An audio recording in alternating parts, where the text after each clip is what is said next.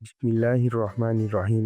আপনি কি নিজেকে ইমানদার মনে করেন? তাহলে মিলিয়ে নেন আজকের গল্পের সাথে আপনার চরিত্র। আজকের গল্প সম্পূর্ণ শুনলে আপনার আশেপাশে বন্ধু বান্ধব, আত্মীয় স্বজন বা যাদের আপনি চেনেন তারা কি ইমানদার, তাদের পরিচয় জানতে পারেন খুব সহজেই। ইমানদার মানুষের প্রয়োজন অনেক গুরুত্বপূর্ণ। মানব জীবনে সুন্দর ব্যবহারের উপর গুরুত্ব অপরিসীম। পবিত্র কোরআনে আল্লাহ তাআলা মানুষকে সুন্দর ও উত্তম কথা বলার নির্দেশ দিয়েছেন। সুতরাং আমরা মানুষকে সবসময় সুন্দর ও উত্তম কথা বলবো। তোমরা মানুষের সঙ্গে উত্তম ও সুন্দর কথা বলো। সূরা বাকারা ৮৩ নম্বর আয়াত। রাসূল সাল্লাল্লাহু আলাইহি ওয়াসাল্লাম বলেছেন, আমাদের মধ্যে যার আচার ব্যবহার সুন্দর সে আমার সবচেয়ে বেশি প্রিয় এবং কিয়ামতের দিন সে আমার সবচেয়ে কাছে থাকবে। সুনামে তিরমিজি। যুগে যুগে নবী রাসূল সাল্লাল্লাহু আলাইহি ওয়াসাল্লাম অন্ধকারে নিমজ্জিত, পথহারা, দিশেহারা মানুষদেরকে আলোর পথে দেখানোর জন্য সক্ষম হয়েছিলেন শুধুমাত্র সুন্দর আচরণের মাধ্যমে। আজকের দিনেও মানুষকে সত্য ও সুন্দর কল্যাণের পথে আনার ক্ষেত্রে উত্তম ব্যবহার বা ভালো ব্যবহার একটি শক্তিশালী মাধ্যম হিসাবে ভূমিকা পালন করে। সুন্দর আচরণ কাকে বলে? সুন্দর ব্যবহার সুন্দর কথার মাধ্যমে সুন্দর মনের পরিচয় বহন করে। সুন্দর আচরণ বলতে আমরা বুঝি কারোর সাথে সুন্দর করে কথা বলা, দেখা হলে সালাম দেওয়া, কুশলাদি জিজ্ঞেস করা, কর্কশ ভাষায় কথা না বলা, ঝগড়া ফাসাদে লিপ্ত না হওয়া, ধমক বা রাগের সুরে কথা না বলা, বিগত বা পরনিন্দা না করা। আমরা কখনোই কারো সম্পর্কে গীবত বা পরনিন্দা করব না। অপমান অপদস্থ না করা, উচ্চ আওয়াজে কথা না বলা, গম্ভীর বা কালো মুখে কথা না বলা, সর্বদা হাসি মুখে কথা বলবো। অন্যের সুখে সুখী হওয়া এবং অন্যের দুঃখে দুঃখী হওয়া, বিপদ দেখা দিলে সহানুভূতি ও সহমর্মিতা প্রকাশ করা সুন্দর আচরণে অন্তর্ভুক্ত। প্রকৃতপক্ষে মানুষের ভালো মন্দ পরিচয় নির্ভর করে সুন্দর আচরণের উপর। সুন্দর আচরণের মাধ্যমে ভালো পরিবেশ নিশ্চিত করা সম্ভব। কথায় আছে, সাধারণ মানুষ তার কার্যকারী সম্পাদনের সময় যে ব্যক্তি প্রকাশ করে তাই আপনার আচরণ বলে থাকি। ইংরেজি পরিভাষায় কাজের দ্বারা মানুষের আচরণ প্রকাশ পায়। তাই বলা যায় আচরণ হলো কাজের একটি পন্থা বা উপায়। মানুষ মনে করে যা চিন্তা করে সেসব কাজের মাধ্যমে প্রতিফলিত হয়, তাকে আচরণ বলা হয়। সুন্দর আচরণের উপর গুরুত্ব ইসলামের সুন্দর আচরণের ব্যাপারে অনেক গুরুত্ব দিয়েছেন। একজন মানুষের জীবনে সুন্দর আচরণ ও সৌভাগ্যবান শিক্ষা অনুসরণ করা গুরুত্বপূর্ণ ও প্রয়োজনীয়তা অপরিসীম। সুন্দর আচরণ সম্পর্কে মানব চরিত্রে দুটি দিক, ভালো ও মন্দ। এই দুই গুণটির মধ্যে পরস্পর বিপরীত মেরুতে অবস্থান করে। এর সাথে ব্যক্তির যোগাযোগ প্রভাব নির্ভর করে। যদি ব্যক্তির চরিত্র ভালো গুণটি প্রকাশ পায় তাহলে তার অবস্থান একরকম, খারাপটি প্রকাশ পেলে তা হবে অন্যরকম। আর কোরআনের দৃষ্টিতে সুন্দর আচরণ খারাপ লোকটি প্রকাশিত হলে অন্যরকম। আর কোরআনের দৃষ্টিতে সুন্দর আচরণ পবিত্র। আল কোরআনে সুন্দর আচরণের ব্যাপারে অনেক আয়াতে আছেন আল্লাহর নবী ছিলেন সুন্দর আচরণের প্রতীক। সুন্দর আচরণ সম্পর্কে কিছু আয়াত উল্লেখ করা হলো। আল্লাহ বলেন, আল্লাহর রহমতেই আপনি তাদের জন্য কেমন ও হৃদয়বান ব্যক্তি হিসেবে পরিচিত হন। পক্ষান্তরে আপনি যদি দৃঢ় ও কঠিন হৃদয় হন তাহলে তারা আপনার কাছ থেকে বিচ্ছিন্ন হয়ে যাবে। কাজেই আপনি তাদের ক্ষমা করে দিন এবং তাদের জন্য মাগফিরাত কামনা করুন। আল্লাহ বলেন, তোমরা আল্লাহ ছাড়া কারো উপাসনা করবে না। পিতামাতা, আত্মীয় স্বজন, এতিম ও দরিদ্রদের সাথে সবসময় ভালো ও সুন্দর আচরণ করবে এবং মানুষকে সুন্দর কথা বলবে। সূরা বাকারা ৮৩ নম্বর আয়াত। মহান আল্লাহ তাআলা পবিত্র কোরআনে ইরশাদ করেছেন, আপন পালনকর্তার পথের প্রতি আহ্বান করুন, জ্ঞানের কথা বুঝিয়ে উপদেশ গুছিয়ে উত্তম রূপে তাদের সাথে বিতর্ক করুন উত্তম পন্থায়। স্বয়ং রাসূল সাল্লাল্লাহু আলাইহি ওয়াসাল্লাম ছিলেন উত্তম নৈতিক চরিত্রের সর্বোত্তম মডেল। আল্লাহ তাআলা ইরশাদ করেন, নিশ্চয় আপনি উত্তম নৈতিক চরিত্রের উপর প্রতিষ্ঠিত। সূরা আল কালাম ৪ নম্বর আয়াত। মহান আল্লাহ বলেন, রহমানের বান্দা তারাই যারা পৃথিবীতে নম্রভাবে চলাফেরা করে এবং তাদের সাথে যখন মূর্খরা কথা বলতে থাকে তখন তারা বলে আসসালামু আলাইকুম। হাদিসের দৃষ্টিতে সুন্দর আচরণ পবিত্র কোরআনের পাশাপাশি হাদিসেও সবার সাথে সুন্দর আচরণ করতে এবং দয়া, সহানুভূতি, কোমলভাবে কথা বলতে হয়। প্রিয় দর্শক, আজকের কথাগুলো যদি ভালো লেগে থাকে অবশ্যই চ্যানেলটি সাবস্ক্রাইব করতে ভুলবেন না। আবু হুরায়রা রাদিয়াল্লাহু তাআলা হতে বর্ণিত, প্রিয় নবী ইরশাদ করেছেন, উত্তম কথা বা ভালো কথা একটি সদকা। একটি ভালো কথা একটি সদকা যদি হয়ে থাকে দান করার থেকে ভালো কথা বলাই তো ভালো। হযরত আব্দুল্লাহ ইবনে মাসউদ রাদিয়াল্লাহু তাআলা হতে বর্ণিত, প্রিয় নবী সাল্লাল্লাহু আলাইহি ওয়াসাল্লাম ইরশাদ করেছেন, মুমিন ব্যক্তি কখনো অভিশাপকারী বা তিরস্কারকারী হতে পারে না। অশ্লীল বাক্যবাড়ী বা অহেতুক বাক্য কথা বলে এরকম ব্যক্তি প্রিয় নবী সাল্লাল্লাহু আলাইহি ওয়াসাল্লাম ইরশাদ করেছেন, সদকা বা দান খায়রাত মানুষকে শোচনীয় মৃত্যু হতে রক্ষা করে আর সুন্দর আচরণ আয়ু বৃদ্ধি করায়। সুন্দর আচরণকারীকে আল্লাহ তাআলা ভালোবাসেন। রাসূল সাল্লাল্লাহু আলাইহি ওয়াসাল্লাম বলেছেন, আল্লাহ কোমল ব্যবহার করেন, তাই সব ব্যাপারে তিনি কোমল আচরণ পছন্দ করেন। বুখারী ও মুসলিম। যে ব্যক্তি সুন্দর আচরণ থেকে বঞ্চিত সে কল্যাণ থেকে সম্পূর্ণরূপে বঞ্চিত। রাসূল সাল্লাল্লাহু আলাইহি ওয়াসাল্লাম বলেন, মুমিন হও উত্তম চরিত্রের অধিকারী, অর্থাৎ সে বদমেজাজি বা বিদ্বেষ ভাবাপন্ন ও মানুষের সাথে রুক্ষ আচরণকারী হয় না। এটা মুমিনের শান নয়, এটি মুমিন করতেই পারে না। মুসলমান তো অন্যের সাথে নম্র আচরণ করবে, রুক্ষ আচরণ করবে না। প্রিয় দর্শক, আপনারা মিলিয়ে এলেন আপনি আশেপাশে যারা মুমিন ব্যক্তি বা ভালো ব্যক্তি তারা কখনোই খারাপ আচরণ করবে না, কাউকে অভিশাপ দিবে না। আর আশা করি ভিডিওটি শেষ হতে হতে আপনি পুরোপুরি ভাবে বুঝতে পারবেন যে আপনি আশেপাশে কারা মুমিন ব্যক্তি। রাসূল সাল্লাল্লাহু আলাইহি ওয়াসাল্লাম বলেছেন, সুন্দর আচরণই নেক আমল। সহিহ মুসলিম। তিনি ইরশাদ করেছেন, সর্বোত্তম ইমানদার হচ্ছে ওই লোক যার চরিত্র সর্বোত্তম, আর তোমাদের মধ্যে সে লোক সর্বোত্তম যাদের স্ত্রী পরিবারের প্রতি উত্তম আচরণ ব্যস্ত। কিন্তু বর্তমান সমাজে দেখা যায় নিজের পরিবারের সাথে খারাপ আচরণ করে। এরকম ব্যক্তি বাইরে ছদ্মবেশী হুজুর সেজে থাকে, কিন্তু প্রকৃতপক্ষে এরা মুমিন না। রাসূল সাল্লাল্লাহু আলাইহি ওয়াসাল্লাম বলেছেন, উত্তম নৈতিক চরিত্র ও আচরণ ব্যবহারের ন্যায্য নেকির পাল্লা ভারী হোক, আর দ্বিতীয় কোনো আমলই নেই। আবু হুরায়রা রাদিয়াল্লাহু তাআলা বর্ণিত, তিনি বলেন, রাসূল সাল্লাল্লাহু আলাইহি ওয়াসাল্লাম বলেছেন, মুমিন ব্যক্তি সরল, ভদ্র, প্রাকৃতিক হয়ে উঠে থাকে, কিন্তু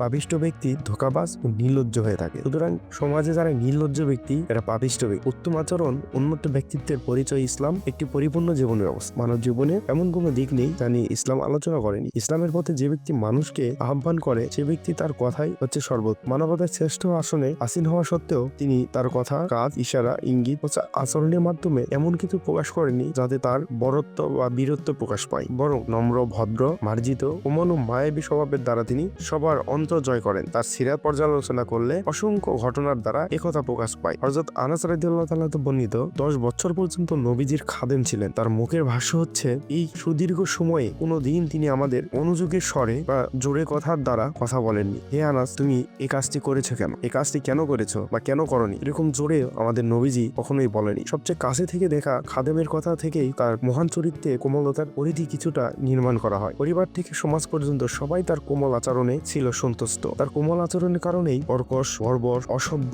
মরুবাসী আরব জাতির পাথরের মধ্যে শক্ত হৃদয় মোমের মতো গলে গিয়েছিল। কোমল ব্যবহার মানব চরিত্রে অপরিহার্য গুণ। কোমল স্বভাবের দ্বারা মানব জাতির অনেক কঠিন ধাপ সহজেই পেরিয়ে যাওয়া সম্ভব হয়। কোমল স্বভাবের লোকদের সবাই আপন করে নেয়, তাদের শত্রু থাকে না। ও শত্রু তার উদারতা ও কোমলতার পক্ষে হার মানতে বাধ্য হয়। এজন্য মানব মনের কুমুরে স্থান করে নেওয়ার প্রধান উপায় হচ্ছে কোমল আচরণ। ভদ্র, মার্জিত ও কোমল আচরণ মানবতার বিকাশের অনুপম ভূষণ। একজন মুসলমান হিসেবে প্রত্যেক উচিত ইসলামের দাবি অনুযায়ী তার চরিত্রের কোমলতা আনয়ন করা। আল্লাহর ঘোষণা হচ্ছে, যে ব্যক্তি আমার জন্য নিচু হবে, লোকদের সাথে কোমল আচরণ করবে, তাকে আমি উঁচু করে দিব, শ্রেষ্ঠত্ব দান করব। সুন্দর আচরণ ব্যবহারের পুরস্কার। সুন্দর আচরণ ও ব্যবহারের মাধ্যমে আল্লাহ তাআলার সন্তুষ্টি অর্জন করে পরকালে জান্নাত পাওয়া যায়। আল্লাহ তাআলা সুন্দর আচরণকারীকে জান্নাত দান করবেন। রাসূল সাল্লাল্লাহু আলাইহি ওয়াসাল্লাম বলেছেন, কিয়ামতের দিন মুমিনদের আমলনামা সুন্দর আচরণের চেয়ে অধিক ভারী আমল আর কিছুই হতে পারে না। যে ব্যক্তি অশ্লীল, কটু কথা বলে বা অশোভনীয় আচরণ করে, মানুষের সাথে খারাপ আচরণ করে, তাকে মহান আল্লাহ তাআলা ঘৃণা করেন।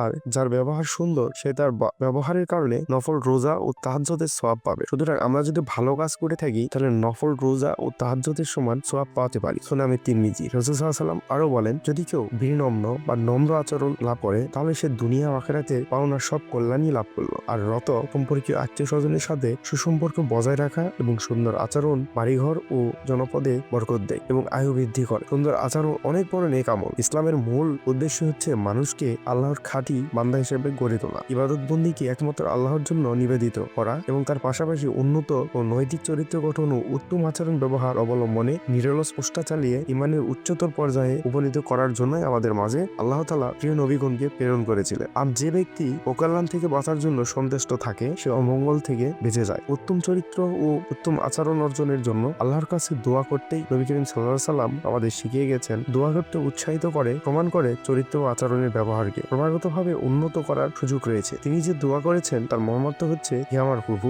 আমি উত্তম চরিত্রের পথে ধাবিত করুন, আমি ছাড়া আর কেউই সেদিকে ধাবিত করার নেই। আর আপনাকে অসৎ চরিত্র ও আচরণ থেকে দূরে সরিয়ে রাখুন, আপনি ছাড়া তা থেকে দূরে সরানো আর কেউই পারবে না। রাসূল সাল্লাল্লাহু আলাইহি ওয়াসাল্লাম বলেন, কোনো মুমিনকে গালি দেওয়া, হাসিকি কথা বলা, তার সাথে ঝগড়া বা লড়াই বা কুপুরি করা, মন্দ ও খারাপ দ্বারা মানুষের চারিত্রিক অবক্ষয় হয়। বন্ধু বান্ধব একত্রে বসে আড্ডায়, দোকানপাটের আড্ডায় হাসি ঠাট্টার ছলে অশ্লীল কথাবার্তায় মেতে ওঠে, অথচ অশ্লীল কথাবার্তা মানুষ মারাত্মক অন্যায় ও গুনাহের কাজে জড়িয়ে পড়ে। বিশ্বনবী রাসূল সাল্লাল্লাহু আলাইহি ওয়াসাল্লাম শত জুলুম নির্যাতনের সম্মুখীন হওয়া সত্ত্বেও কাউকে কখনো মন্দ কথা বলেন, অভিশাপ দেয়নি বা কারো প্রতি রাগ করেন। হযরত আনাস রাদিয়াল্লাহু তাআলা বর্ণিত, রাসূল সাল্লাল্লাহু আলাইহি ওয়াসাল্লাম গালিগালাজকারী বা অশালীন ভাষী এবং অভিশাপকারী ছিলেন না। আমাদের কারো প্রতি নারাজ হলে তিনি কেবল এটুকু বলতেন যে তার কি হলো, তার কপাল ধুলিময় হোক। আবু হুরায়রা রাদিয়াল্লাহু তাআলা বর্ণিত, তিনি বলেন, রাসূল সাল্লাল্লাহু আলাইহি ওয়াসাল্লাম বলেছেন, মুমিন ব্যক্তি সরল ও ভদ্র প্রকৃতির হয়ে থাকে, কিন্তু পাপিষ্ঠ ব্যক্তি ধোঁকাবাজ ও নির্লজ্জ হয়ে থাকে। উত্তম ব্যবহার ও আচরণ মানুষকে সম্মানিত করে এবং মানুষের উত্তম ব্যবহার চরিত্র দ্বারা পারিবারিক সমাজকে আলোকিত করে তোলে। এমন নৈতিক শক্তির কার্যকারিতা সুদূর প্রসারী। মহান রাসূল সাল্লাল্লাহু আলাইহি ওয়াসাল্লাম এর জীবন চরিত্রে সেটির বাস্তব প্রমাণ মেলে। নবীজি কেমন ছিল তার পরিচয় পাওয়া যায় এই হাদিস থেকে। হযরত আতা ইবনে ইয়াসার রাদিয়াল্লাহু তাআলা বলেন, আমি আব্দুল্লাহ ইবনে ওমর বিন আনাস রাদিয়াল্লাহু তাআলার সাথে সাক্ষাৎ করে বললাম, তাওরাতে বর্ণিত রাসূল সাল্লাল্লাহু আলাইহি ওয়াসাল্লামের বিশেষ সময় সম্পর্কে আমাকে অবগত করুন।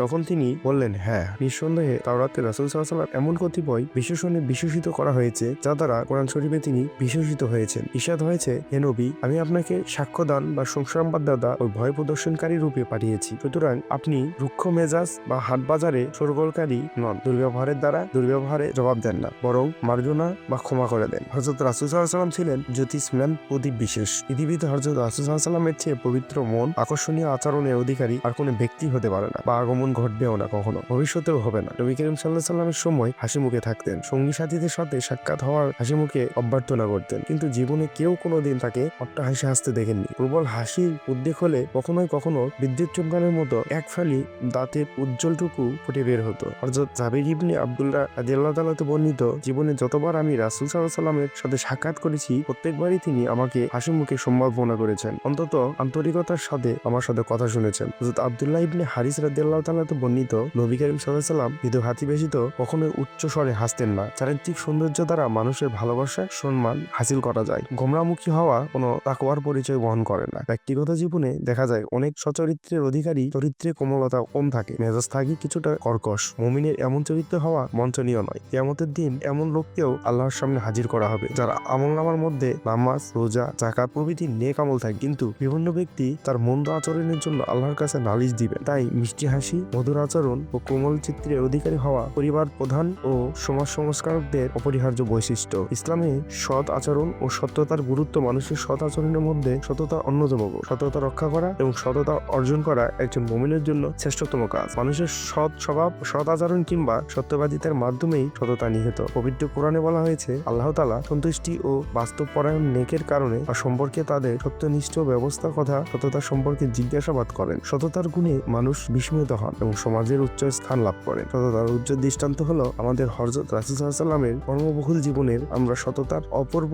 মহিমা দেখতে পাই। মক্কায় অবস্থানকালে সেই যুবক বয়সে হিলফুল ফুজুর নামে একটি সংগঠন গড়ে তোলেন। তার কর্মকাণ্ডের মাধ্যমে মক্কার সাধারণ মানুষের কাছে বিশ্বস্ততা অর্জন করেন এবং সততার যে পরিচয় দেন তা আমাদের সর্বকালের জন্য অনুসরণীয়। নবুয়ত লাভের পর যখন মক্কার কুরাইশ গোষ্ঠী রাসূল সাল্লাল্লাহু আলাইহি ওয়াসাল্লামের পরম শত্রু হয়ে ওঠে, তখনও তারা তার কাছে মূল্যবান জিনিসপত্র আমানত রাখতেন, কারণ তারা জানতো তারা তার উপর জুলুম অত্যাচার করলেও তিনি তাদের আমানত কখনোই নষ্ট করবেন না। মক্কাবাসীদের জুলুমে অতিষ্ঠ হয়ে কখনো তিনি মক্কা ত্যাগ করতে বাধ্য হন। তখনও অন্য ধর্মাবলম্বীদের কিছু জিনিসপত্র গচ্ছিত ছিল তার কাছে। যারা এসব জিনিস আমানত রেখেছিল তাদের কাছে সেগুলো ফেরত দেওয়ার জন্য তিনি মক্কায় রেখে যান হযরত আলীকে। উপযুক্ত সময়ে আমানত খেয়ানত না করে নবী করিম সাল্লাল্লাহু আলাইহি ওয়াসাল্লাম এসব অর্থকারী সম্পদ ফিরিয়ে দিয়ে যেসব সততার দৃষ্টান্ত স্থাপন করেছেন তা ইসলামের ইতিহাসে বিরল। নবী করিম সাল্লাল্লাহু আলাইহি ওয়াসাল্লাম এই সততার গুণে মুগ্ধ হয়ে আরবের বিপুল বিত্তশালী মহিলা হযরত খাদিজা রাদিয়াল্লাহু তাআলা তার বিরাট বাণিজ্য পরিচালনার দায়িত্ব অর্পণ করেন। হযরত খাদিজা রাদিয়াল্লাহু তাআলা হযরত মুহাম্মদ সাল্লাল্লাহু আলাইহি ওয়াসাল্লাম সুষ্ঠু বাণিজ্য পরিচালনা, সততার পরিচয় পেয়ে তাকে স্বামী হিসাবে বরণ করে নেন। জীবনের সর্বক্ষেত্রে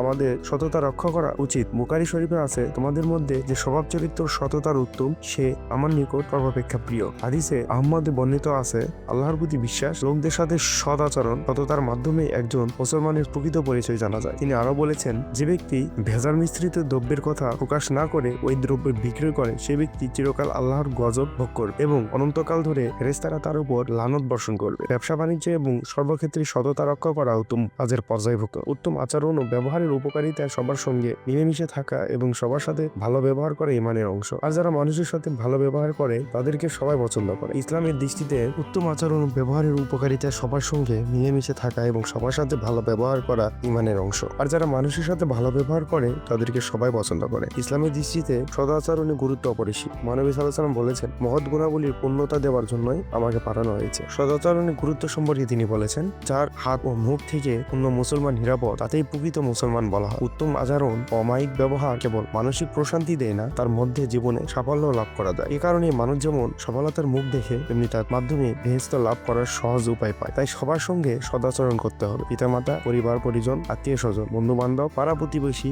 গরিব মিসকিন, অসুস্থ ব্যক্তি, প্রতিবন্ধী ও বাসার দারোয়ান ও কিশোরওয়ালা ও রিক্সাওয়ালা থেকে শুরু করে প্রত্যেকের সঙ্গে উত্তম আচরণ করতে হবে। মনে রাখতে হবে, এক মুসলমানের সঙ্গে আরেক মুসলমানের সম্পর্ক ভ্রান্তিত্বে। এ প্রসঙ্গে আল্লাহ তাআলা বলেছেন, মুমিনগণ পরস্পর ভাই ভাই। হযরত রাসূল সাল্লাল্লাহু আলাইহি ওয়াসাল্লাম এ সম্পর্কে আরো বলেছেন যে, মহান সত্তার সাথে আমার প্রাণ তার কসম, কোনো বান্দা ততক্ষণ পর্যন্ত মুমিন হতে পারবে না যতক্ষণ না সে নিজের জন্য যা পছন্দ করে তার ভাইয়ের জন্য তা পছন্দ করে। বস্তুত একজন মুসলমানের সঙ্গে অপর মুসলমানের সম্পর্ক এমনটাই হতে হবে যে সম্পর্কের কথা হযরত রাসূল সাল্লাল্লাহু আলাইহি ওয়াসাল্লাম হাদিসে ইরশাদ করেছেন। সেই সঙ্গে আরো কিছু বিষয় আছে যেগুলো ত্যাগ করতে হবে, তবে আমাদের ব্যক্তি ও সমাজ জীবন সুন্দর হবে। যেমন মিথ্যা, কটু কথা, কারণ আমি মিথ্যা অপবাদ দেওয়া, অন্যের পরিশ্রমী অর্থ গ্রহণ করা, অহমিকা বর্জন, জুলুম নির্যাতন, শত্রুতা, ঘৃণা, ক্রোধ, গীবত, বিশ্বাসঘাতকতা ও ঝগড়া বিবাদ ইত্যাদি গুণাবলী পরিত্যাগ করতে হবে। উল্লেখিত বদগুলো থেকে নিজেদের যেমন দূরে থাকার চেষ্টা করতে হবে, তেমনি যাদের মধ্যে সব দুর্বলতা আছে তাদেরকে সংশোধনের চেষ্টাও করতে হবে। ধৈর্য, প্রজ্ঞা, ক্ষমা ও অমায়িক ব্যবহার দিয়ে অন্যের ভুল উপেক্ষা করে তাকে ক্ষমা করে দিতে হবে, তবেই সমাজ হয়ে উঠবে সুন্দর। ইসলাম এবং শান্তিপ্রিয় ধর্ম, যেখানে কারো কোনো ক্ষতি চিন্তা মাথায় আসতেই পারে না, অথচ আজ কতই না এমন ঘটনা অহরহ ঘটছে। ভাই ভাইকে হত্যা করছে, ছেলে পিতা মাতাকে হত্যা করছে, নিষ্পাপ শিশুদের নৃশংসভাবে হত্যা করা হচ্ছে, অথচ